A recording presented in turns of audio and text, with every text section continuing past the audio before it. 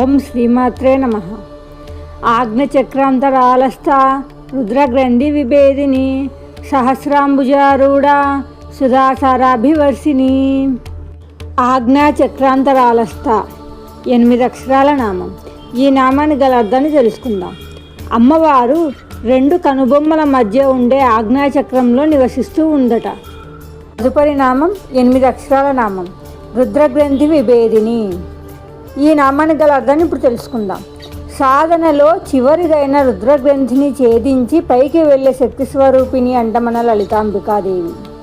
తదుపరి నామం 8 అక్షరాల నామం సహస్రాంబుజారూఢ. ఇక్కడ అర్థం ఏంటంటే శిరస్సు పై భాగంలో ఉండే 1000 రేకుల తామర పువ్వు అంటే సహస్రార చక్రంపై అమ్మ అధిష్ఠించి ఉంటుందట. తదుపరి నామం 8 అక్షరాల నామం సుధాసారాభివర్షిణి. ఈ నామానికి గల అర్థం ఏంటంటే ఆ ధ్యాన స్థితిలో ఉన్న భక్తునిపై అమ్మ అమృత వర్షాన్ని కురిపించి పరమానందాన్ని ప్రసాదిస్తుందట.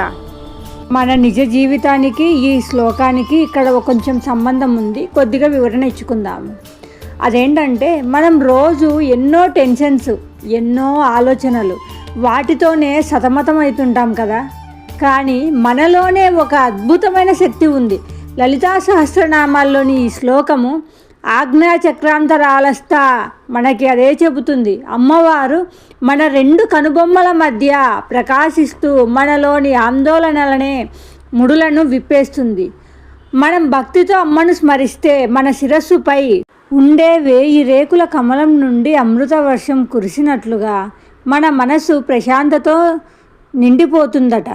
బయట ఎక్కడో వెతికే శాంతి మీ లోపల ఉన్న అమ్మవారి పాదాల చెంతే ఉంది. ఒక్క నిమిషం కళ్ళు మూసుకొని శ్రీమాత్రే నమః అనుకోండి. ఆ అమృత వర్షాన్ని మీరే అనుభూతి చెందుతారు. వీడియో ముగించుకునే ముందు ఒక్కసారి శ్రీమాత్రే నమః.